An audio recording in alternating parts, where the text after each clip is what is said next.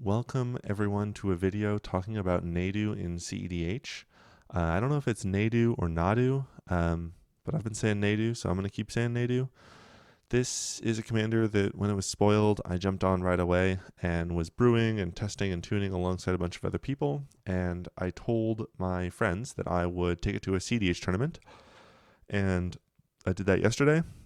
I took Nadu to an event, and I wanted to, with some reflection from the event and from my time brewing, talk about the deck in a bit more detail in a classic Google slide fashion. So let's talk about what we're going to be talking about. We're going to start with an introduction, of course, into the commander. I want to talk about why you might choose to play Nadu, some of its strengths. Then I want to talk about why you may not want to play Nadu, where its weaknesses are present. I want to take a step back and talk about commander decks and whether they are commander-centric or commander-agnostic. I want to talk about how that impacts Nadu, how it impacts other decks that are similar to Nadu, and how that'll influence the cEDH tournament landscape and metagame. I want to talk about Nadu in the context of threat assessment. I think Nadu, like most commander-centric decks, has trouble with certain types of threat assessment, so I want to do a bit of a deeper dive into how this deck needs to be threat assessed and how you can mitigate or manage that. Then I want to talk about how you build a Nadu deck. I want to talk about some of the cards that I think are strong, some of the cards I think are not strong. I've got a few subpoints in here, such as how big do you need to go and some win conditions in Nadu.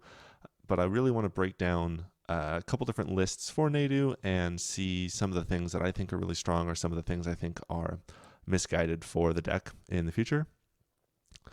I want to talk about Nadu and Table Talk, which chimes back sort of to threat assessment, but talking about where you need to position yourself at the table in the context of a tournament and how to succeed in tournaments using Table Talk with Nadu. And lastly, I want to wrap it up by talking about the future of Nadu within the cEDH landscape. So first off, should you listen to me? And the answer is probably not. I am certainly no expert on just about anything, but sometimes I do okay at cEDH tournaments. So in the last 5 tournaments that I've played from November of 2023 till now, I have top 4'd every single one, and I have won the last 3 events that I have played in a row. And of course, yesterday I took Nadu and I won a Mox Diamond playing Nadu in that event yesterday. So make of that what you will. And this is definitely supposed to be June 2024 and not June 204, but I am not going to fix it. So why do you want to play Nadu? Why should you sleeve up this commander, this blue-green bird, this ibis, and take it to a tournament? Well, to start, it's a massively powerful deck. I mean, it's obscene. The deck has access to an absolutely ridiculously fast win condition. I have seen turn 1 wins, and I have seen turn 2 wins. Most common, of course, is going to be your turn 3 and turn 4. But when you're playing Nadu as a turbo deck, it can go astonishingly and startlingly fast.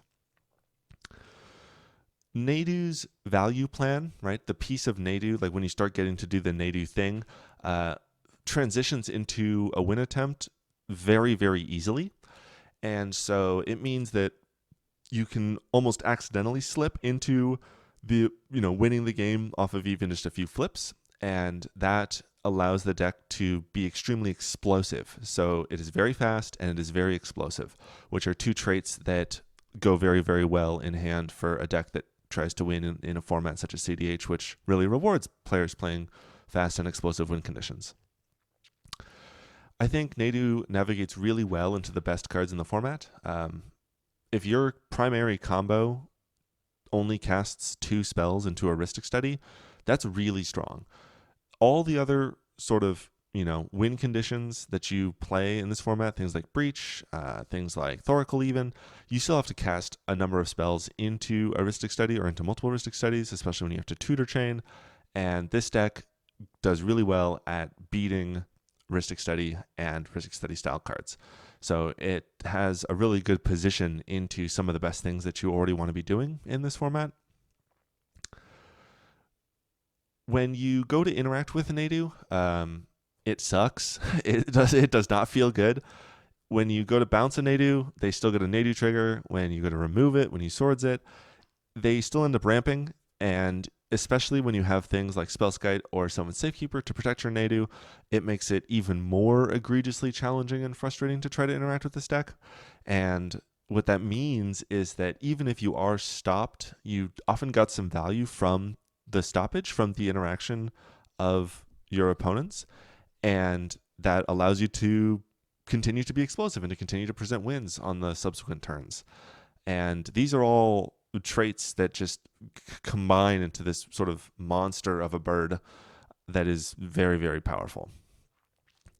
And lastly, Nadu's just freaking cool, man. It's fun shuffling those Shukos around, equip, trigger, equip, trigger, equip, trigger, landfall, landfall, landfall, Lotus Cobra, bingo, mana, mana, mana.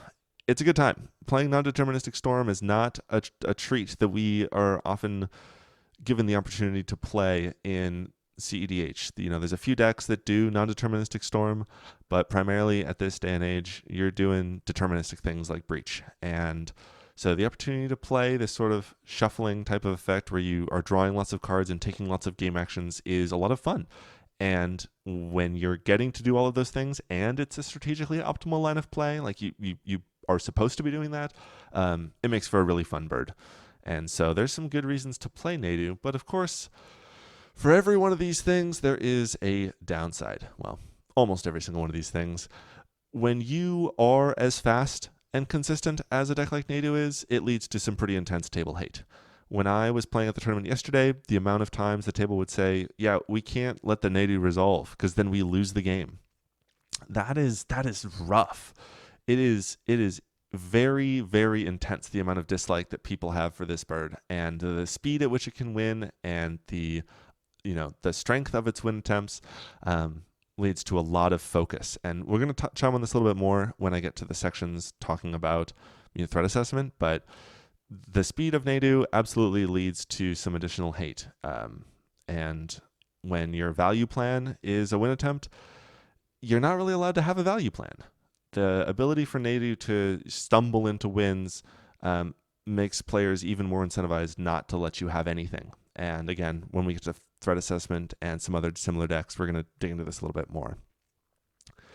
The fact that Nadu plays well in heuristic study is just upside. Not going to lie to you. There's no downside to that. That's just a phenomenal play pattern that this deck gets to take advantage of, which very few other decks do, which is ridiculous that you can take 50 or 60 game actions without sort of triggering one of the cornerstone cards, one of the multiple cornerstone cards in this format. That's just a phenomenal upside for this deck.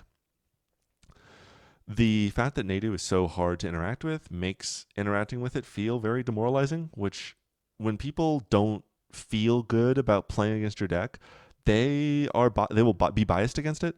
If you look at Krark decks, this is another example where it's a deck that's very hard to interact with because of the way that Krark's play patterns work.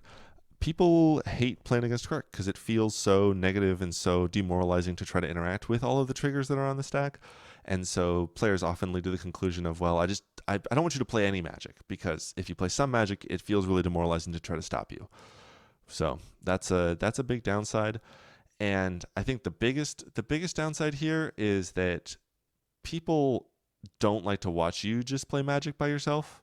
That's like one of the things people hate the most in all of Magic is watching your opponent play Magic while you do nothing.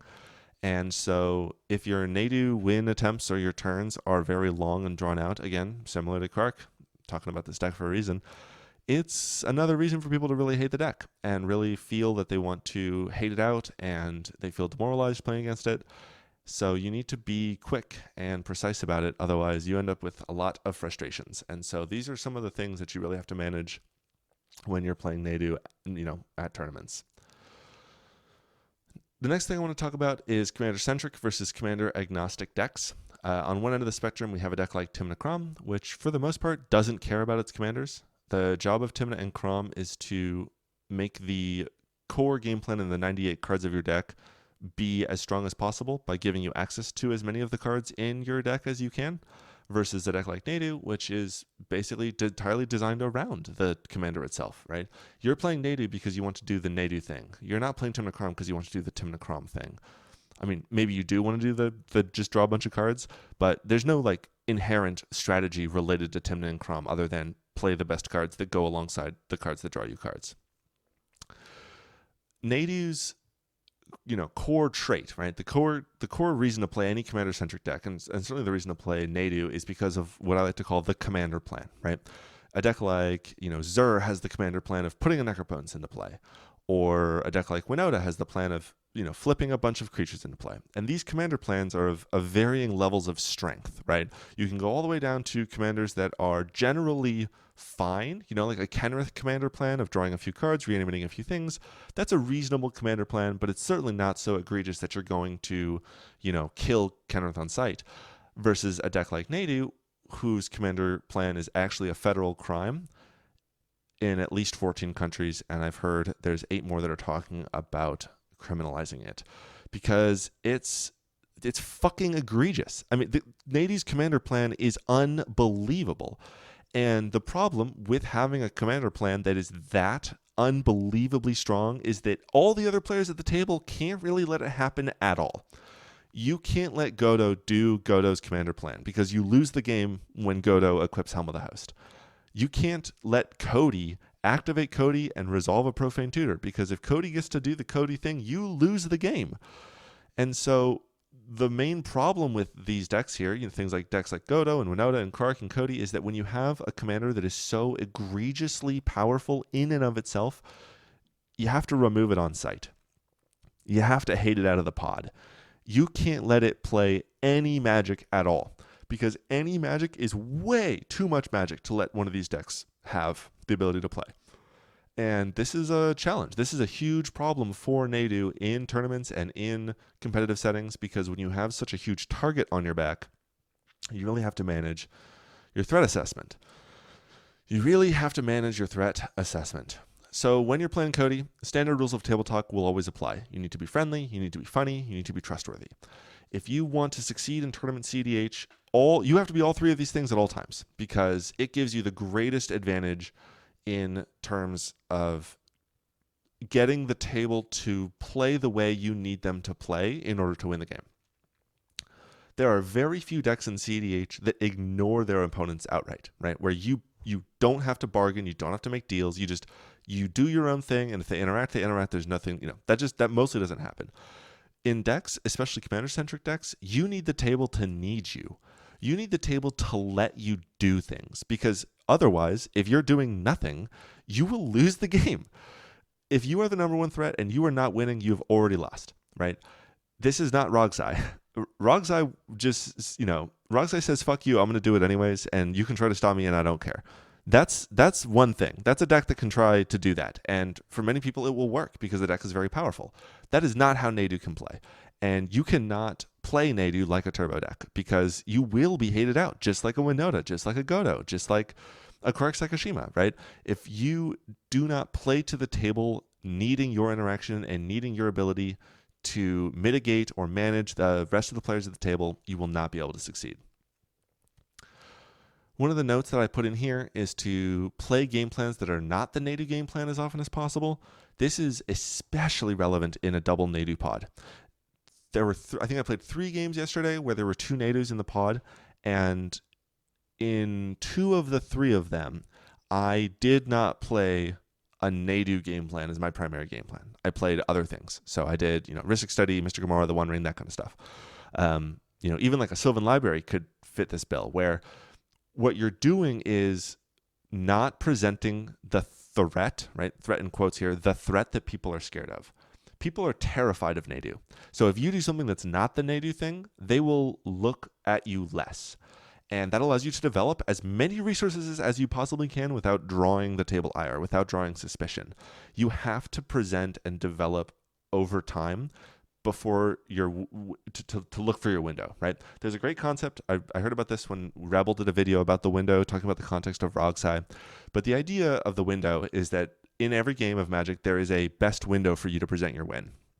And when you are good at playing Magic the Gathering, especially when you're good at playing cEDH, you will know when your window is. And sometimes your window is closing, right? You have an open opportunity here, but if you pass the turn, that window might be closed, and then you've lost the game. I genuinely believe that Nadu's window is virtually every single turn you untap with Nadu and the ability to cast. You untap with the ability to cast Nadu. This deck can present a win almost every single turn. And some players are trying to do that, where they'll just go, okay, I'm going to win on turn 3, and then you're going to stop me, and then I'll just win on turn 4, and you'll stop me, and then I'll just win on turn 5. And like, you can do that, but that is not the highest EV play for this deck, because what you want to do is develop your resources slowly enough so that when you go for your win, you do not get stopped, because this deck can grind so unbelievably well. And you can go from being, oh, I'm 2 or 3 cards up to I'm 10 cards up in the blink of an eye. And oftentimes at instant speed. And we'll talk some more about instant speed Nadu activations later on in this. But the idea that you can end step, develop so many resources that you just untap and win the game is a phenomenal play pattern that I think a lot of people are missing out on. And the last thing here with threat assessment, I see so many Nadu players just like, land, crypt, Shuko or whatever, and then next turn untap cast Nadu. Like, you're going to get stopped. You've painted a massive target on your back. You now are playing a 3v1. There's no reason to deploy your equipments until the turn you're trying to win. Like, if you are deploying your equipment and then passing, I am almost always certain that is the wrong thing to be doing, because you don't need that heat. There's no reason to take this deck that's already got such a massive target on it that so many people are frustrated with, that has all of these negative play patterns, and just saying, look at me, I'm a massive threat and you need to deal with me next turn, otherwise you die. Shuko's 1 mana. Lightning Greaves is 2. Umbral Mantle is 3. Develop the resources so that you can present your threats all at once, and that you can protect your threats when you develop them. I don't think you should be deploying your equipments early. It leads to play patterns that are not favorable to the Nadu player. So let's talk about building a Nadu deck in cEDH. And I've got a couple lists that I will pull up for you guys to look at, and we're going to talk about those lists in a little bit more detail. But here's some general principles that I've sort of developed. There's, I think, 2 main inspirations for me with regards to my deck. I guess we'll say there's 3. The first was talking with Sick Robot. Sick Robot is a phenomenal deck builder. He has a lot of great ideas, and him and I did a bunch of shooting back and forth, and he helped me improve a bunch of specific card slots. The second one was Sam Black's article on Nadu. I think Sam Black really distilled Nadu down to like 80% of where the 100% is, and that last 20% he identified as being like, yeah, these are the weakest cards in the deck, and I don't know where to take them, but these are good for now. Sam Black is a absolutely brilliant deck builder, and I think his 80% Nadu is phenomenal and a great place for most people to start. And when I was looking at the deck, and the things that I disagreed with were also things that he said, yeah, I'm not as certain about this stuff. So that's another excellent source. And then the third, of course, were some of my friends going back and forth and brewing Nadu. But the ideas here, right, the core ideas here is that Nadu does sort of 2 main things. You have this turbo combo ability to Shuko shuffle your way to victory, and then you have the ability to do some amount of grinding. And I think it should be clear to everybody here who has played Nadu that if you resolve an equipment, that is a win attempt. It is not a value engine. The Shuko quote-unquote value engine is you presenting a win. And if it's not, right, if your deck is not presenting a win every single time you cast a Shuko or a Lightning Greaves, you probably built your deck wrong, because this deck just sneezes and it wins. If you have 1 to 3 mana and 4 to 6 Shuko triggers, your deck should win virtually every single time. Like, if you are completely hellbent and you flip like absolute trash, sure, you're not just gonna convert that to an immediate win. But if you have 1 tutor in your hand, you're gonna win. And I think a lot of people make this mistake of trying to build their deck to go extremely big, where you're playing things like Sakashima or Spark Double, and it's like, yeah, well then I get double up on Nadu triggers. As it turns out, mostly you don't need to do that. You don't need to go extremely big. You just need to go big enough. And big enough is like 10 activations. So if you can Shuko shuffle your way through 6 triggers, cast another dork, 2 more triggers, cast another dork, 2 more triggers, cast a flesh duplicate, or finale for a flesh duplicate, you get to 4 mana. That was 6 mana that I just spent, right? Dork, finale for 2. And now you get 10 more triggers, you win that game. Every single time, you win that game.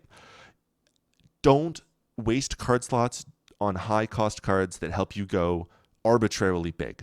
If you are sufficiently skilled at piloting the non-deterministic storm component of this deck, you don't need to go that big. And you will save yourself card slots and increase your speed and your resiliency by not having to dedicate these large chunky cards.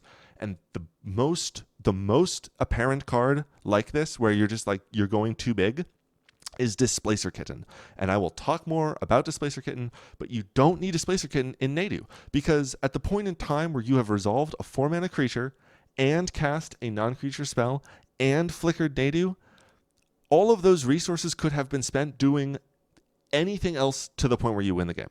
You don't need to go as big as Kitten lets you go. It's just a wasted card slot.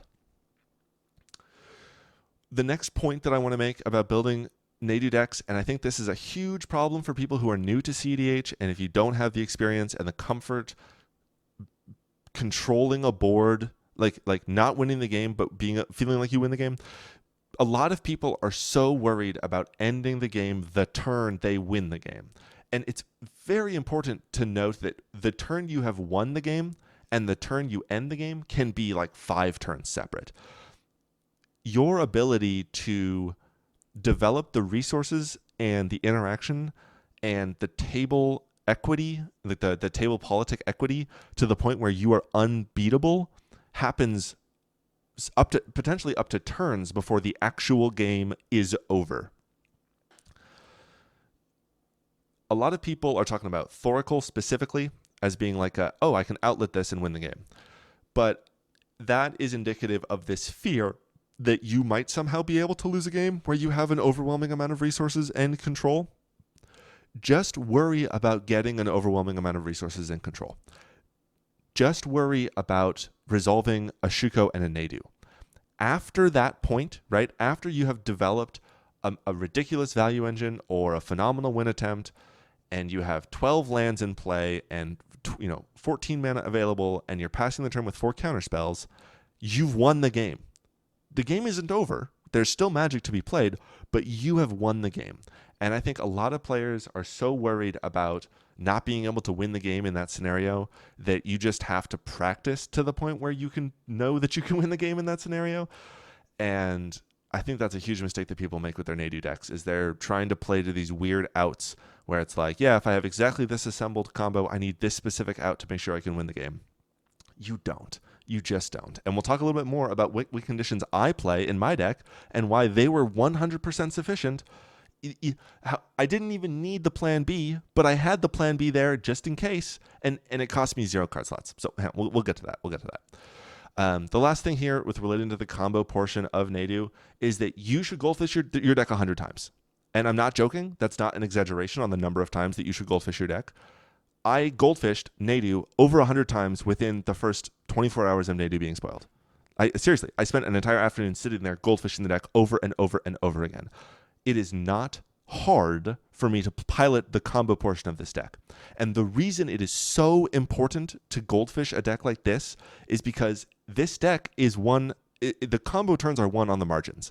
Because if you tap a Cradle or the wrong color source, or you search for the wrong card, or you activate a Nadu trigger one too late and you actually needed to, sequence a Worldly Tutor in order to find a certain thing, like and then again playing through different pieces of interaction. If you know your combo lines inside and out and you have so many reps that you don't even have to think about it, then it makes the probability of you missing a line drastically lower.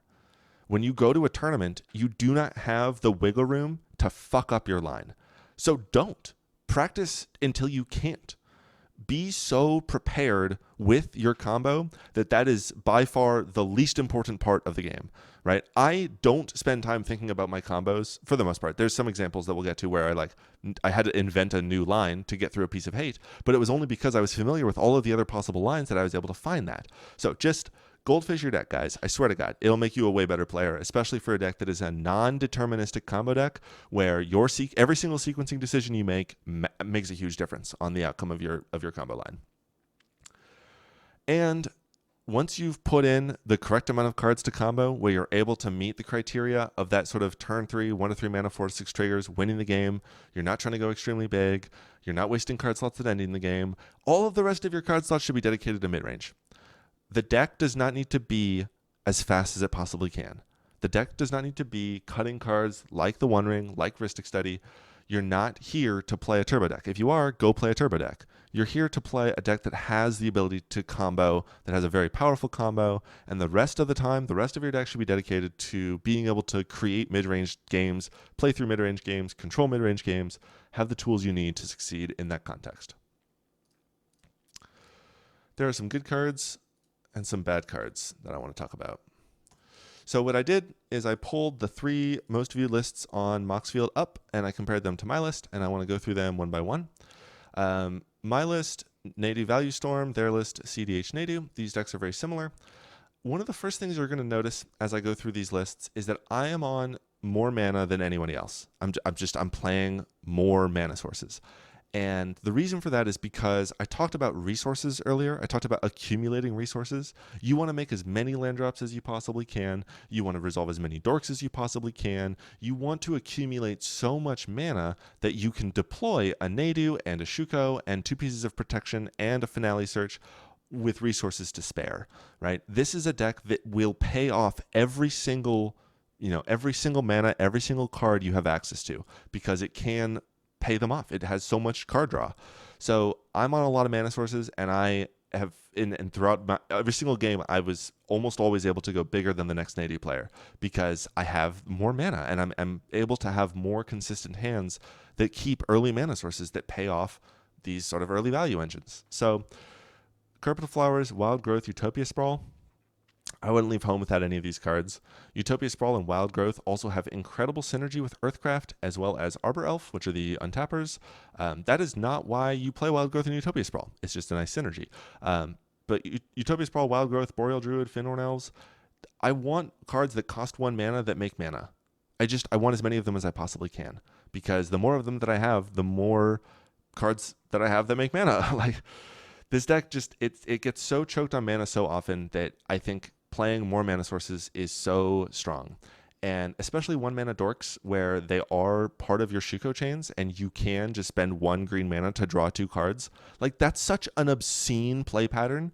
Like, if you said, yeah, I'm going to fill my deck with 15 cards that cost 1 green mana and read draw 2 cards, and if either of those cards are a land, put the land on the battlefield. That is an unbelievable line of text. And I think you should just be playing as many dorks as you possibly can. I think Elvish Spirit Guide is absolutely phenomenal. I just like fast mana. Earthcraft, this is, I think, one of the top 10 cards in this deck, and it is very surprising to me that no RGB is not on Earthcraft. I think a couple of these other lists are. Earthcraft has this trait of just like solving all of your mana problems forever. If you have an Earthcraft in play, and you are playing the game at all, you don't have mana problems. You can cast every single piece of interaction you draw. You can present a threat, and then present another threat, and then present another threat, and then protect the 4th threat. Like, the amount of mana that Earthcraft generates allows you to do almost anything you want. And I would not consider not playing Earthcraft in this deck. Elvish Herder is a Sam Black piece of technology that I was suspicious about and then played. I added it to my deck Friday night before the Saturday event, and it won me multiple games by itself. This is one of those cards that does a phenomenal job of allowing you to present a value engine that makes people not as scared. When you present a Shuko and you're like, hey, I just want to draw 4 cards, they're like, no, die. But if you're like, I'm just going to pay 1 mana to draw a card, it's fine. Like, I'm going to hold up a few mana, I'm holding up interaction, end step, activate Elvish Herder twice, draw 2 cards, untap. That's a Thrasios line of play. Now we're playing Thrasios. Thrasios isn't that good because it's 4 mana to look at 2 cards and draw 1 of them. Elvish Herder is 1 mana to draw 1 card, and if it's a land, put it into play. It's 1 mana Thrasios activations. This card's ridiculous. You can hold up interaction. It's absurd. It's legitimately absurd. And being able to say, oh, I'm not going to go find an Unctus, that's too powerful, but you should let me resolve this creature tutor for Elvish Herder because it helps me hold up interaction for the opponents. Like, that is the type of threat assessment and table talking that you need to be doing in order to make this deck work at a competitive tournament where players are all going to kill you because your command is ridiculous. I noticed this deck is playing Sway Evolution over Sea King's Blessing. I prefer the 1 mana ones. I think it might be right actually to play all 3 of these cards. These cards are ridiculous for the same sort of reason that Elvish Herder is ridiculous, in that it allows you to play Nadu out onto the board and not be presenting a win and get value from Nadu. And that's where hands that have like 3 dorks in them are so strong, because you go like land, dork, dork, untap, land, Nadu, pass, and then end step Sea Kings, draw 4 cards, untap. You now have 6 cards in hand and 9 mana, and you can do whatever you want. Like, that's the type of play pattern that allows this deck to have a Nadu in play for an extended period of time, because if you play a Shuko out, you just get killed. So don't do that. Play cards like Sea King's Blessing. Play cards that are more mid-rangey, because they allow you to mitigate some of that threat. Allosaurus Shepherd, by the way, I don't know why there isn't a Mental Misstep in his deck. That's just got to be a mistake. Play Mental Misstep, guys. Allosaurus Shepherd, this card, another card that I added on the Friday night before the event. This card's unbelievable. I don't know why I didn't think that this card was going to be absolutely ridiculous, but once it was in my deck, I realized it was absolutely ridiculous, because this card makes everything in your deck uncounterable. Like, sure, they can counter equipments, but equipments are already hard to counter. Like, you can't Swan Song them. And this allows your Finales and your Green Suns, like, uncounterable Scootsworm, uncounterable Nantucko. Like, I don't know. Allosaurus Shepherd was just ridiculous every time I do uncounterable commander. Like, play this card. This card's ridiculous. Play it. I like more fetch lands. I think you should just play all of them in a deck that plays Lotus Cobra, and especially a deck that is up playing Earthcraft. Play Prismatic Vista. I think that in terms of man lands, I'm playing 1. Maybe 0 is right. Maybe 2 is right. It's interesting. I think 1 is fine, but I don't feel super compelled by it. It's just a fine option. And then Talon Gates is a card that is interesting. It's fine. It's kind of like Odawara in that it's a 4 mana piece of removal that gets through, Grand Abolishers. It makes your crop rotations have removal, and otherwise it's just kind of fine. It's an option. It allows you to protect Nadu, right? Or, Toxic Deluge, you crop rotation for a Talon Gates, or you just put it into play, phase out your Nadu, get a Nadu trigger, untap your next turn, you still have your commander. That's pretty good. In terms of these cards down here, cards that they're playing that I am not, I think a lot of this is reasonable tech, like Rapid Hybridization, Miscast. These are reasonable sort of tech slots that you have access to. I think your interaction suite's going to depend on your playstyle and what decks you typically play against. I don't think this deck needs to play Mana Confluence in City of Brass. I think you can do well enough with, green and blue mana. There's only 2 colors in this deck. I don't think you need to lose life to them. Not that life total particularly matters. I mean, I did have an Unctus game where it mattered, but mostly doesn't matter. I think you're better off playing, even a Prismatic Vista over this, because additional basics for Earthcraft is a good choice. Eternal Witness, totally fine card. This loops with Snap and Gaia's Cradle, so super reasonable card. I'm not on it, but I totally could be on it. That's totally fine. I used to play Tribute Mage. I'm down on it now because I don't think I need as many ways to find Shukos and Lightning Greaves and stuff like that than I thought I did, because, again, those are win attempts, not value engines, and this is a deck that needs to be allowed to have some amount of value engine for the most part before it goes for a win attempt. So a huge density of Tribute Mages and things like that are not as strong. And I mean, there's literally 10 cards, maybe like 8 cards, Cord, Neo, Worldly, Eldritch, Archdruids. Like, there's so many ways to find the single Trinket Mage in your deck, which does find a Shuko, that I'm not super compelled on the Tribute Mage, but I think it's fine. It's totally reasonable. I don't like Summoner's Pact. I think of all the tutors, this is one of the ones that you can very easily not play, but it's fine. It's not egregious or anything. The cards that I do have some objections to are Spellseeker, Essence Flux, Conqueror's Flail, Displacer Kitten, and Paradise Mantle. I think all of these cards are pretty bad. Spellseeker, this deck doesn't even want to play Mystical Tutor. There's not a reason to play Spellseeker outside of Displacer Kitten. And I think Displacer Kitten sucks. This is not a deck that wants to play a lot of non-creature spells, right? What you really want to do with Displacer Kitten is be able to deploy your Kitten and then immediately deploy an equipment or some other 0-drop rock.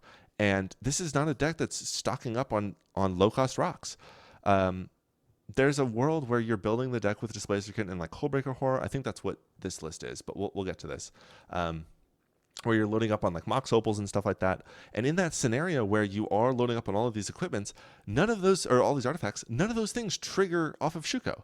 They're cards that don't draw you more cards when you draw them. They don't work with Gaia's Cradle. They don't work with Earthcraft. Like, they don't play to the core synergy of this deck, which is to develop a bunch of creatures and then shuffle a Shuko around on top of all of them. Back to this whole idea of not needing a bunch more Nadu triggers. Essence Flux does the same thing as Finale of Devastation. It's just cheaper, except Finale of Devastation does everything you want this deck to do, and Essence Flux does exactly rebuy Nadu and protect Nadu from a removal spell. I'd rather play a counterspell. I'd rather play a counterspell, and I'd rather play a card that tutors for a bunch of different stuff that also happens to find a clone for when I really need to start cycling Nadu more. And again, I think that the viability of the deck to win without cards like this is a testament to the amount of reps you have on the deck, because like I said, I think most of the time once you're resolving a Shuko and cycling 2 or 3 different cards, you win the game if you sequence properly. Like, you have to get really unlucky. And the thing is if you were going to get really unlucky anyways and you drew the Essence Flux and that was your out to getting unlucky, then what you're doing is you're building your deck to beat scenarios in which you're getting unlucky. Just it feels like such a flawed line of reasoning to me, because if you got lucky, you didn't need the Essence Flux. And if you didn't get lucky, then sure, the Essence Flux is good. But all of the rest of the time that you got lucky, you didn't need it. And you can't beat every time you don't get lucky. Like, there are going to be games where you just don't get there. You're playing non-deterministic Storm. And by putting cards in your deck that are worse in the scenarios where you're It's like the Angel's Grace thing, where like Angel's Grace is good when you're already behind. Essence Flux is good when you're already getting unlucky. But when you're getting lucky, it doesn't matter. And if you build your deck well enough, you're not going to get very unlucky. So putting a card in your deck that solves a problem that you can mitigate with deck building for the most part, just to beat those narrow scenarios where you need exactly Essence Flux, it doesn't make sense to me. It doesn't track as like a line of reasoning that gets you to where you want to go. Paradise Mantle is another card. You're not playing Earthcraft, but you are playing Paradise Mantle. Just cut this and play Earthcraft. Earthcraft does everything you want Paradise Mantle to do, except the triggers. But if you want the triggers, just get the cards that do the triggers instead. I don't know. I don't know why you'd play this card. If you need more mana, you want to do a little cycle thing, I don't know why you'd play Paradise Mantle. It doesn't make any sense to me.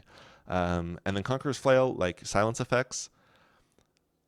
I don't think this is a deck that needs silence effects, because it's a deck that accumulates resources.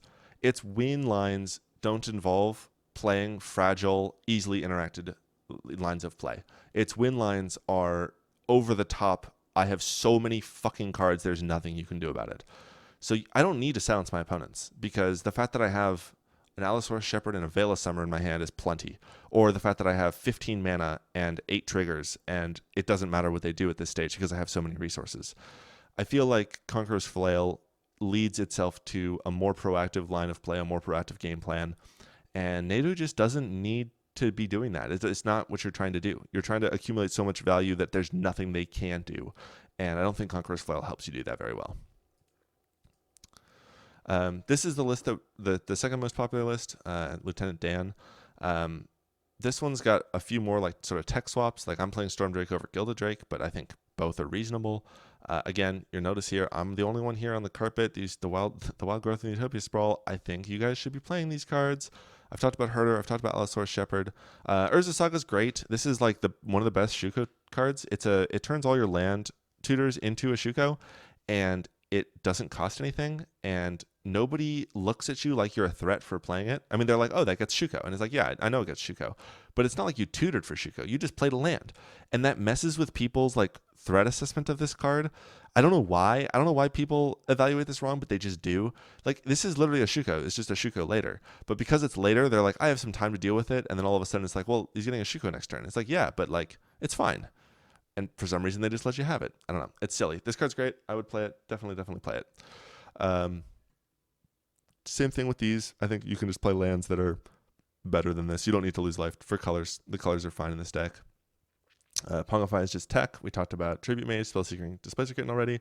Dosan, same thing as your Conqueror's Flail. There's just no reason to play a card that makes winning this like this. You don't need to. Just win. Just win instead. You don't need to silence. This is the last one. This is the one that's got the most difference, and this is the sort of Hullbreaker Horror, Felwar Stone. Is there Mana Vault, like more rocks in this. I think this is just the wrong way to play Nadu. I don't know why this is when I look at a deck, I don't look at, there are other decks that are better at doing the Hullbreaker Horror Displacer Kitten thing than this deck is, so you should play those strategies in that deck. Nadu is the deck best at doing this type of stuff. So do this type of stuff really, really well. Some of the cards that they're excluding from their list that I think are just insane to exclude: Umbral Mantle. Why would you play Tezzeret or Muddle over just the third cheapest one? Like, in terms of cost to getting to your Shuko, it goes Shuko, Lightning Greaves, Umbral Mantle, and then everything else, because you have to tutor for 3 mana to get to where you want to go. Like, play Umbral Mantle, guys. And it's also an outlet for stuff, but we'll get to that. Fabricate is one of the cards I think I'm pretty iffy on. This is totally a reasonable cut if you don't like it. Neoform is one of the worst creature tutors. I definitely could consider cutting it, but I think it's pretty strong to get access to, like, turn 1 Boreal Druid, turn 2 Neoform it, even, whatever, who cares about the colorless, into, an Epheto Alchemist or a Seeker of Skybreak or something like that. And then turn 3, you deploy your Nadu and you're off to the races. Archdruid's Charm, this card is a house. It's a land or a creature or a removal spell. I had to shoot down a Curse Totem, I think, with this. I've roomed my own Mana Crypt once with this. It kills Drannith Magistrates if you have a 4 or 3 toughness or 2 toughness or 2 power creature on the board, because it puts a counter and then it fights something. This card's just really, really flexible. The only downside is triple green, but this deck is fine. You don't worry about it too much because it's quite literally a 2-color deck. Boreal Druid, Arbor Elf. Just play the dorks, guys. They're really good. I promise you, they're really good. Play them. Command Beacon, I would not leave home without Command Beacon in a deck that folds so aggressively to Drannith Magistrate. This is such a great card to be able to tutor for, and a single colorless land to get this effect is more than worth it. Lotus Cobra is a card that, similar to Earthcraft, which is for some reason also excluded from this list, when there's only really 2 mana engines in the deck that you need outside of Gaia's Cradle, like Earthcraft and Lotus Cobra, and you can tutor for Lotus Cobra, and if you have a hand with Earthcraft in it, hell yeah, you're going to win the game because this card's ridiculous. And I think the fact that you don't need a lot, you don't really need to play the rest of the landfall things like Nissa and Tireless Provisioner. Like, just Lotus Cobra is fine. It does plenty. And the amount of games, like, if you have an Elvish Herder and a Lotus Cobra and a land enters the battlefield, you float a green, you use the Elvish Herder to target Elvish Herder, flip another land, get a green, activate Elvish Herder, target Lotus Cobra. Like, it creates so many ways for you to spend mana to continue to cycle and to continue to dig. And Lotus Cobra is one of the best ways to turn, again, that sort of like critical mass of like 4 Shuko triggers into a win, because Lotus Cobra, if you flip into 2 lands and it makes 2 mana, and then you have 2 mana, you cast a Finale X equals 2 or a Chord X equals 2, go and find your Nantuko, equip twice more, flip a single land, and then you win the game. And so cards that make it so that your 2 to 6 sort of like Shuko triggers just immediately win you the game. Lotus Cobra is one of the cards that does a phenomenal job of transitioning from 4 to 6 flips to the game is over. And I think Earthcraft's the same way, where once you have an arbitrary amount of mana with Earthcraft, once you start doing any amount of flipping, you just win. And these cards being that sort of like pivot where you go from having a bunch of value to the game being over makes them very, very strong. I don't know why their deck's not on Shifting Woodland. This card is obscene. It's anything that they've removed, but you get it right now and they can't really interact with it. Play Shifting Woodland, please. This card's very good. Down here, Dispel, just a different piece of interaction, totally fine. Mana Drain, different interaction, totally fine. Muddle, I shat on it earlier. I think that Muddle's a bad tutor, but it's totally reasonable. I can understand why you'd want to play it. It transmutes for Lightning Greaves. I don't really have actually that many bad things to say about Muddle because it is interaction, and interaction is pretty good. I think Teleria is dog water. This is a horrible card. Please don't play this card. Cephalid Colosseum, I noticed that, I think, in the first deck we looked at, and I don't know if I chimed much in on it. This is for, I think, Cephalid Colosseum loops, which are sort of like another outlet or another win condition, which I don't know why you need. And I will get into what the win conditions are of this deck in a little bit, but I just don't think you need them. And I don't think this deck wants Mystical Tutor. I don't know what you're finding with this card that is so good to want to spend a draw step on it. There's plenty of great cards in this deck, and almost all of them are creatures. And if they're not creatures, then they can be found by creatures. So I sincerely, when I had Mystical Tutor in my deck, there was nothing that I wanted to search for. I just don't think that you need to waste a draw step on something that isn't finding an Ad Nauseam or a Demonic Consultation or part of your combo, because all the combo pieces for Nadu are not instants or sorceries. Lastly, Tezzeret. This is, like, I think you either play Tezzeret or Fabricate. I personally prefer Fabricate because it's a 4-mana Shuko instead of a 5-mana Shuko. Fabricate for the 1 ring is 7. Tezzeret for the 1 ring is 5. It's sort of a trade-off here. I like Fabricate a little bit more. I think it's a little bit more flexible. I like the 4-mana Shuko as a line of play. I think Tezzeret's not an unreasonable choice instead for that slot. And of course, Tezzeret is also a Planeswalker, so sometimes he sticks around and does more, but I think those are both equivalent and relatively reasonable there. And this is another card like Essence. Like if you're going to play a piece of protection, play Essence Flux over this. And I still just don't think you need to play protection like this. This deck, when you target, like when your Nadu's getting targeted, it's because you're doing a thing that is so scary they have to get rid of it. So just like you're gonna, and go to equip a Lightning Greaves or whatever, have a Nadu trigger. They go to remove Nadu trigger, pass the turn. Just cast it again next turn. Like I understand you're gonna get hit, but this is one of the things where like it's strong if you get them because you have it. But Counterspell also solves this problem in like almost every scenario. Like sure, this blanks Abrupt Decay, but it doesn't blank. I mean, this blanks Abrupt Decay, and Counterspells don't blank Abrupt Decay, but they also blank everything else. So I don't know. It feels too narrow to use this as a piece of interaction for the deck, and over like just playing a interaction piece. So the last thing I want to say on these deck lists is that if you go through here and you look at all of these cards, 85, 91, and 77 in terms of cards that are shared between them.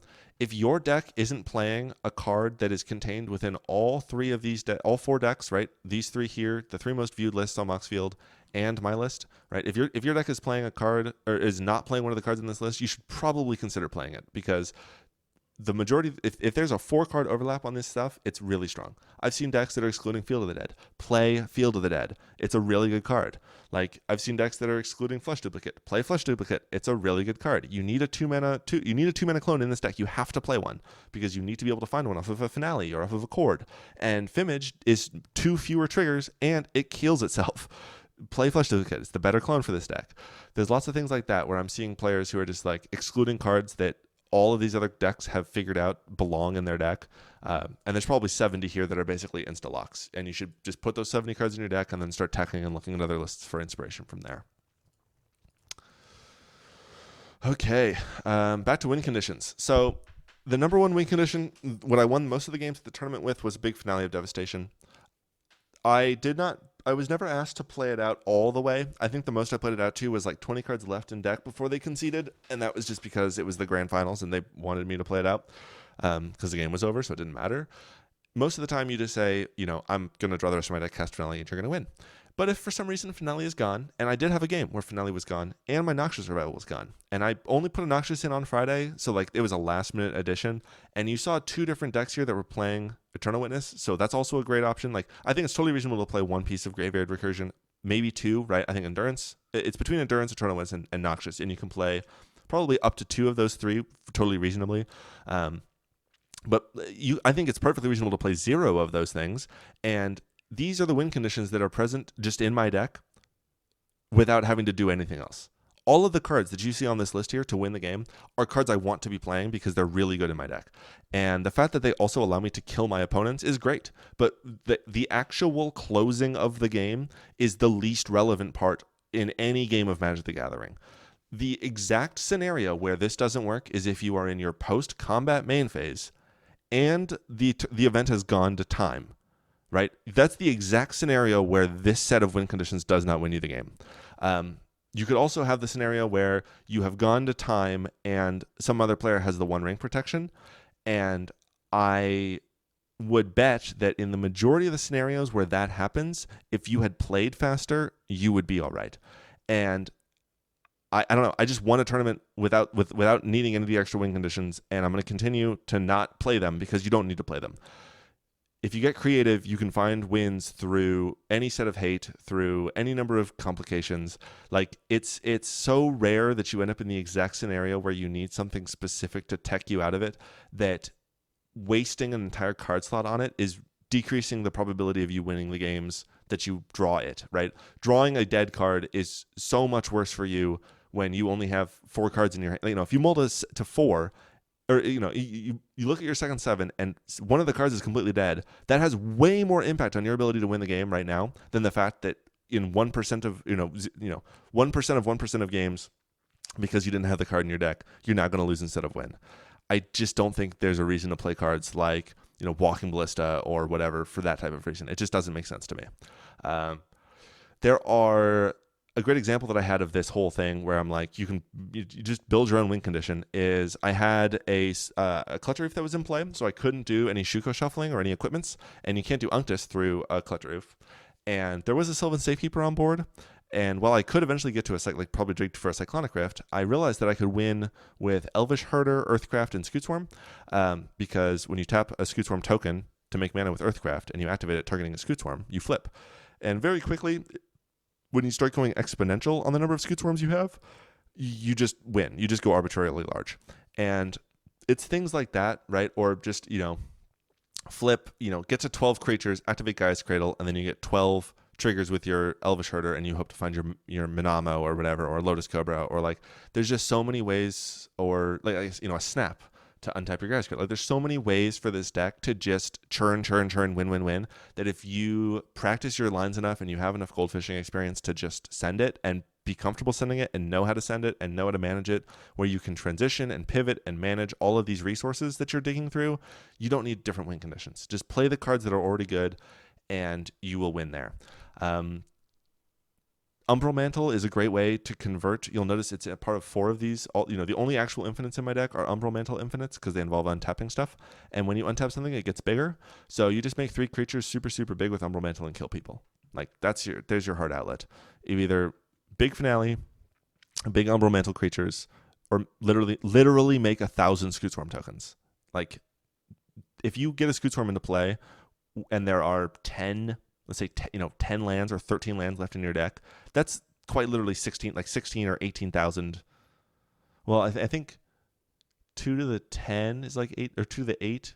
2 to the 10 is 8,000.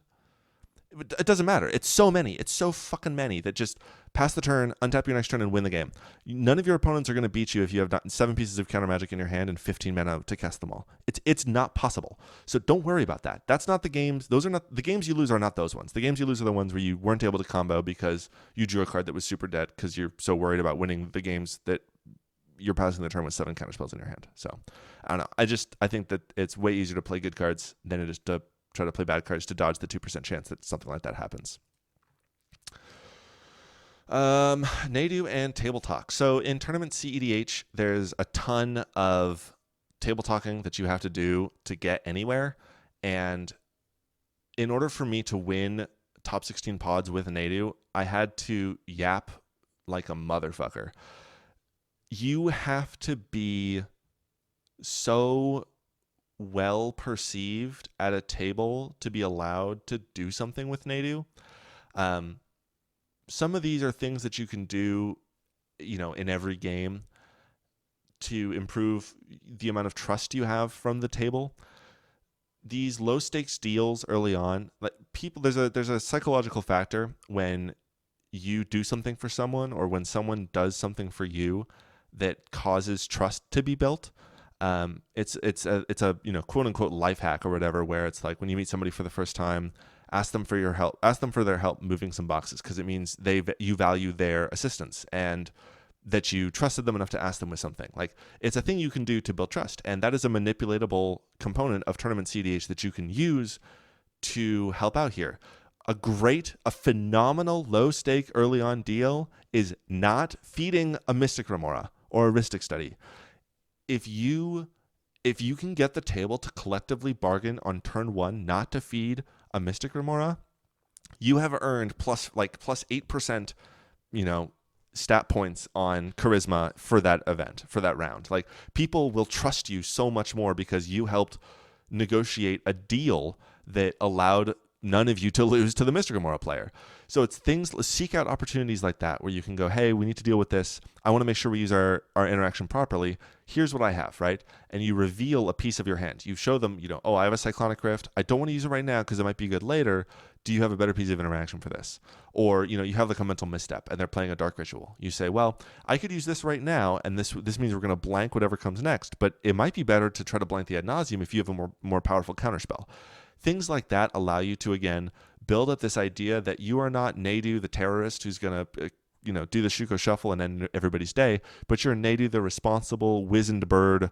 You're more owl than you are ibis, and you're here to create an environment where everybody is going to get a chance to play Magic. All of the whole time, right? Your goal is to actually just make it so that people trust you, so that you can play Nadu and then combo and win. But you have to have some amount of trust with other players to have them allow you to do things that they probably shouldn't allow you to do. You probably shouldn't be allowed to resolve an Elvish Herder. You probably shouldn't be allowed to resolve an Unctus. But I had 2 games in the tournament yesterday, late, and these are later rounds too. They weren't like early on, where I was able to convince players to let me have an Unctus and to let me have an Elvish Herder respectively, because I used lines like this. We are both getting resources out of this, right? The first line here, go back. I'll play 2 cards into your fish. You let me resolve an Unctus, and I'll only activate it twice, I promise. And I only activated it twice. We both got 2 cards out of the deal. The problem is now there's an Unctus on board, and when I untap, I'm going to draw 15 more cards. And that's going to be a massive swing in my favor. But in this immediate sense, right, the player's about to untap, they've got 2 more cards, they're a little bit land starved, they want the resources, and they don't want to use a removal spell. You're like, hey, I don't want you to remove, I don't want you to counter my thing, I don't want to counter, I don't want my thing countered, you don't want to use the spell. How about we come to an arrangement that's mutually beneficial? You get 2 cards, I'll cast this Jeweled Lotus, it doesn't do anything, right? My Nadu's already in play. This is a scenario where I ended up benefiting way more from a deal that seemed equal, right? It was presented as equal, but I got a massive advantage from it. And that's not to like disparage the other player. They are playing in their own best interest. They got 2 cards under their fish. They've got they've built some rapport with a player at the table. Like, I've made it seem super appealing to them. It just so happens that this deal massively is swung in my favor. And that's something that you have to be able to do when you're playing a commander that has such a huge target on its back. This revealing your hand, this is something I did during the grand finals a bunch. Like, I actually at one point laid down 6 of the 8 cards in my hand, and I said, hey, like, look, I'm not a threat. Here's all the stuff that I have. Last 2 cards in my hand are interaction, I promise. And they were interaction. I wasn't lying. But the fact that I did that multiple turns in a row when the other native player was trying to go for win attempt after win attempt meant that players didn't perceive me as a threat. I was always a threat. I had a Mystic Gamora, and the other native player kept saying it. But the other 2 players who had to deal with that, with the other, like, that's a mess. Players 3 and 4 who are not the native player, right? They're experiencing the other native player being a threat over and over again. They are not experiencing me being a threat over and over again. They're experiencing me showing them hands, showing them pieces of interaction, telling them what my plan is, telling them how I'm making sure not to lose to the native player. It creates this skew or this balance where now they're going to listen to me way more than the other native player. And the other native player is correctly and accurately accessing my board state as a massive threat, but the other 2 players at the table are not as inclined to interact with me because I've built up so much rapport and built up so much trust by revealing my hand, by revealing my interaction, and by being willing to interact first.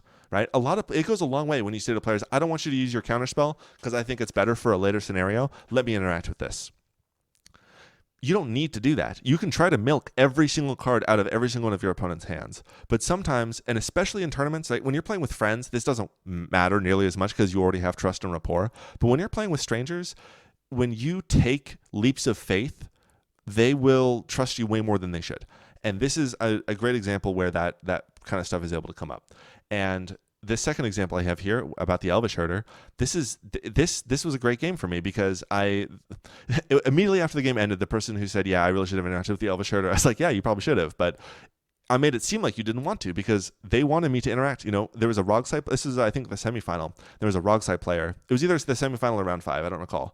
And there was a Rogsite player who had a fish in play, and I was like, hey, let me grab this Elvish Herder with a finale, and I'm just going to draw cards because I want to make sure that I have interaction for the Rogsite player. And I'm specifically going to tap this Cradle because I don't need the extra mana. I just want extra blue up, and the reason I have extra blue is so that I can interact. And I did have interaction in my hand. None of that was a lie, but it also allowed me to end step, activate Elvish Herder 3 times, draw 3 cards. I had a Lotus Cobra, and it ended up being like 12 or 14 cards before I got back to my turn, because each card I flipped off Elvish Herder got a Lotus Cobra trigger, and then I, a couple fetch lands, got more Lotus. Like, it was absurd.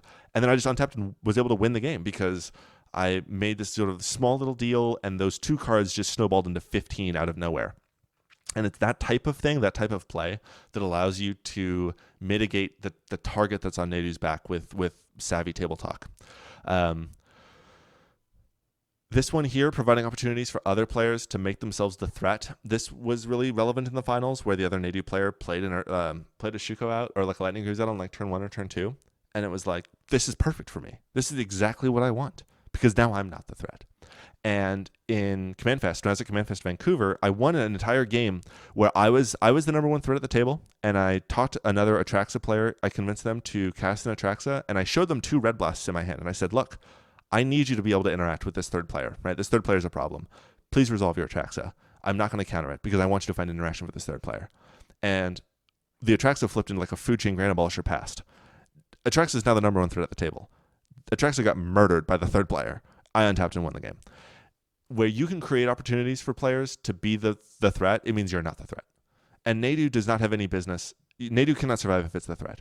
So you need to find opportunities, slow roll your Mystic Remora. Sometimes it's not correct to slam a turn 1 Mystic Remora, especially if you don't have extra mana to pay for it. If you're going land Remora, pay for Remora, land pass, like maybe wait a turn, play a dork first. Like make sure that other players have enough to be a threat that you can slide enough under the radar to continue to develop resources and opportunities and options, because otherwise you will be targeted down, and Nadu is not a 4-color pile. This is not Tim Necrom. This is not Rogzai even. This deck cannot handle getting absolutely pounded over and over again. It will get slaughtered. It will lose. So you need to not do that. Last one here, things like this. There is a we talked. This is another one. This is another table talk moment that we talked about with the other players after the game. I think this was in the finals, or no, this was the semifinals against another Nadu player. I wanted to Archdruid's Charm my Mana Crypt so that I was at 3 life. I'd Unctused most of my life away, and I said, yeah, let me pick up this Archdruid's Charm so I can remove my Mana Crypt. I just don't want to die. That's all I want. And the other Nadu player was like, well, I don't want you to find a Shuko off the Urza Saga. I'm like, I won't. I'll deal. You let my Archdruid's Charm resolve. I just want to untap. I'll go find a Soul Ring. I don't care. I don't want to. I have no reason to be a threat to you with the Shuko. I'm happy to not find it. And so that's what I did. I found a Soul Ring, and because I was able to untap with the Mana Crypt, I won a turn or two later because I had Unctus like 15 times and had a ton of mana, resources and mana and cards and all that kind of stuff. So don't hesitate to make lines that are suboptimal in order to curry table favor, especially if you want something. Like, you can bring yourself down as a threat over and over again by making deals like this, bets like this, that kind of thing. On the flip side, if a Nadu is doing, don't ever listen to anybody else ever for any reason. They're all snakes. They're all sneaking around trying to get stuff done. Don't negotiate with terrorists. A Nadu is a terrorist. If you're playing against a Nadu and they're saying they're not a threat, remind the table that they're a threat. When I was staring at the Lightning Greaves, I walked through the line with this is I think the finals where the other Nadu player had played out the Lightning Greaves on like turn 1 or turn 2, and they said, well, I don't have a win. And I'm like, look, you have, and I walked because they'd shown me their hand for politics reasons. They were like, I'm not a threat. I'm like, look, and I walked through for the table in front of the table. I was like, so you're gonna have cast Displacer Kitten, equip Greaves, equip Greaves, equip Greaves, equip Greaves, flip 4 cards, cast the Flesh Duplicate in your hand, reset, equip. You're drawing 8 cards. Like, if we don't interact with you right now, you're drawing 8 cards. Or, you cast the Displacer Kitten and then you cast the Mox Opal, right? Flicker Nadu, you got 4 more triggers. Like, it was the kind of thing where I could very, very easily illustrate to all the players at the table why the Nadu was a threat, and people held up interaction for Nadu because of that. If you are playing against a Nadu, do not let them get away with this. Remind the table of what their value engines represent. Remind the table of what... we're going to go over here. Actually, we'll do this one real quick. Remind the table what the sneaky cards that I was talking about, right? Like the Elvish Herder. Remind the table how many cards, one green mana represents one card. And if the card is a green land, it represents another card. Don't let Nadu players get away with being like, oh, I just want 1 or 2 cards. It's never 1 or 2 cards. It's always 50 cards, and then you die. Don't let them do this, because this is it, right? This is Nadu's defense in a world of commander agnostic decks is table talk. You can't get away with what Nadu can get away with without being good at talking. All right, Nadu table talk, and then Nadu's future. So this is not a flash in the pan deck. I've had a lot of people saying like this is a one-off. This is the flavor of the month. This is the spice. Bullshit. This deck is fucked up and it is here to stay. It is not going anywhere. This deck is utterly absurd. And it is not like Winota or Godo or Cody, where if you interact with it once or twice, it's just hosed, right? The deck has, because of the way the deck is built, because of how cards like Sea King's Blessing and Elvish Herder, the fact that these things trigger on target, not on resolution. The deck casts Nadu for the first time and draws 4 cards, and then you can remove it. And then the next turn they cast Nadu again. Winota does not have that play pattern. Godo does not have that play pattern. Cody does not have that play pattern. This is a commander-centric deck that has an unbelievable amount of resilience, unlike almost any other commander-centric deck we have ever seen. This deck is here to stay. As we adjust to Nadu, right, there was, I think, 5 or 6 Nadu players at the tournament I went to yesterday, and of the 5 or 6 players, 4 of them made the top 16 because this deck is ridiculous. More decks are going to play Creatures Interaction. There's going to be more Sword Splashers. There's going to be more Pungifies. There's going to be more, what's the 2-mana one, the Exile stuff, right? Resculpt. People are going to play more of these cards because they have to. People are going to play more Red Blasts because they have to. This is going to impact the format as a whole. This is going to impact how decks are being built. Because if you don't have a plan for Nadu, you will lose to Nadu. Because this is the new deck that's hot on the block, because this is the fresh, spicy one, there's going to be a ton of Nadu pilots, there's going to be a ton of bad Nadu pilots, and that's going to give a bunch of people a completely whacked impression of what this deck is and what it can do. The play patterns that I'm talking about having like 4, if you have a Shuko and 4 activations, you win the game, that's not going to be true for a lot of players. It will be true for all the players who are very, very good that are playing Nadu. And because there's going to be a few players that do the very, very long dirtily thing and then don't get there, that's going to create a bunch of ire. And all of this is going to lead to this sort of like storm that we're having right now where everybody like hates Nadu and they hate how long it takes for the deck to be played. They hate how slow players to play with it. They hate the manual storm. All of these things lead to this sort of like, just this cluster of just, anger and rage and frustration for this deck. And all of those things are going to cause it to be hated way more than it deserves for the next few months. And while it's being hated on, it's going to be extremely limited by the fact that it's just in Simic. If Timnacrom is full focus down by 3 other pods at the table, the fact that Timnacrom has 4-color card quality helps a lot. It makes a big difference in the viability of Timnacrom. Nadu has 2 colors. It is a commander-centric deck. It does not have the tools to get away with being 3v1'd. It will lose. That just takes time. We will just need to wait for the Nadu storm to wane. Nadu will win. What did I write here? Nadu will win more big events, and you should be ready for that. Expect that. I don't know. I'm not re-recording this. So yeah, Nadu will win more big events. That's for sure. But yeah, what I'm talking about with card quality here, like the deck is going to be hated very strongly, and it is still, and the fact that it is able to win through that amount of hate is a testament to the fact that this deck is not a flash in the pan. It is a very strong deck, and it's going to be around for a while. But as it balances, right, as more creature interaction comes in, players, the people who are picking it up because it's the hot thing on the block stop playing it. As the deck gets more tuned and more refined, and it plays more, Elvish Herder becomes a main star, and Allosaurus Shepherd becomes a main star, and those are not, tech options and start being staples because they are better for the Nadu gameplay that you have to play in order to survive being, at public enemy number 1.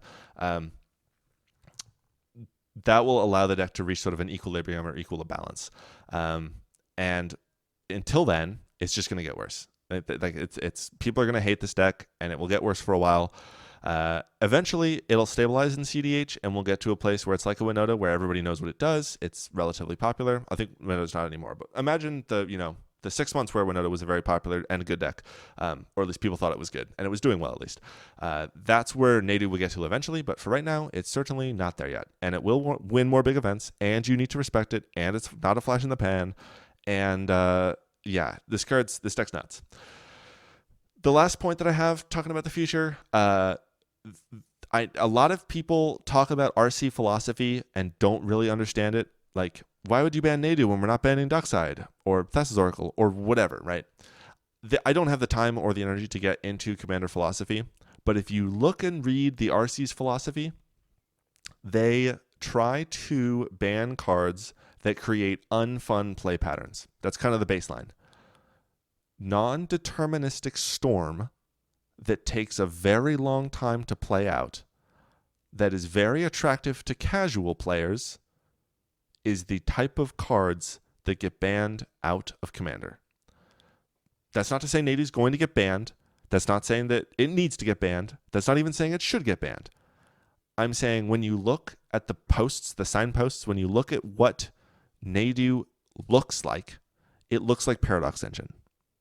Nadu has the same play patterns as Paradox Engine, and Paradox Engine was banned because people who enjoy playing casual Commander wanted to play it in their decks, and it created very long, very complex, non-deterministic storm turns that were really not fun. That's it. That's all I'm saying. Nadu looks like the type of card that could get banned in Commander.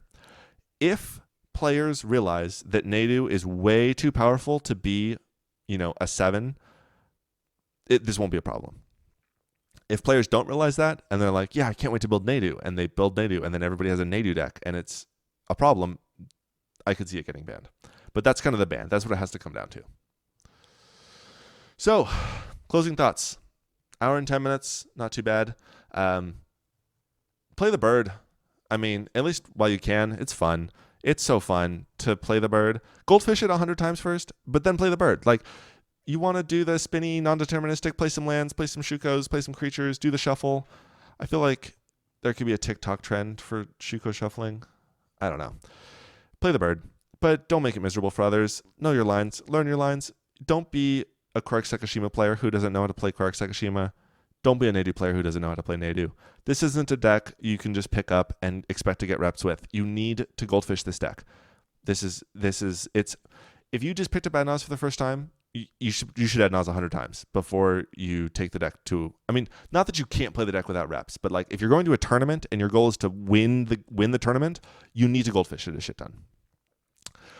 If you want to brew more Nadu, the Nadu Discord is like almost 1,000 people, I think. I left it because I didn't want to be a part of it.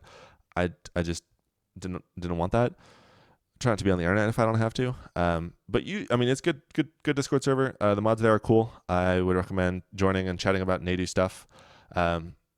You should comment on this YouTube video about how much you hate Nadu or how much you love Nadu. I would like the free algorithm engagement, please. Subscribe or whatever. I don't know how this works. I don't make content. And lastly, if you want to talk about Nadu or other Magic stuff, just DM me on Discord. You can find me pretty easily. I don't bite unless you ask. So don't worry about that. Just shoot me a DM. But so I had fun playing Nadu. I definitely am glad that I took it to one event and won the event, and now I don't ever have to play it again. I'm going to go back to Timnacrom because that's the best deck in the format, and I prefer winning more than I enjoy playing Commander-centric decks, personally. And it was really exhausting playing Nadu with the amount of table talk you have to do to get anywhere, versus like Timnacrom, you don't have to spend as much time negotiating over whether or not you can have, like an Esper Sentinel, versus like, I just want to resolve an Elvish Herder, guys. And then there's like a 15-minute argument about whether or not you can have a 1-mana 1/1 that says green, give a creature trample. That's just exhausting for me, and it makes it very hard to play that deck at a tournament. By the time I got to the end of to be fair, it was like a 12-hour day or a 13-hour day, and I was up at 5. It was like it ran till midnight, and I woke up at 5 because I had to drive there. So it was a very long day, and I was tired at the end because of that. But also, it was just my brain was mush by the end of that day because the Nadu deck requires all of this thinking during the non-deterministic storm lines, which is not easy. And then you have to think about how you're playing the table so much versus like if you're playing Timnacrom, the deck plays itself, so you just play the table. And so you get to put all your energy into politicking and table talking and all that kind of stuff. I don't know. The bird's here to stay. It's a fun deck. If you like it, play more of it. If you don't like it, don't play it. But I think hopefully this is something interesting, valuable, and if not, whatever. It's only an hour and 13 of my life. But thanks for watching. Have a great day, and the bird is the word.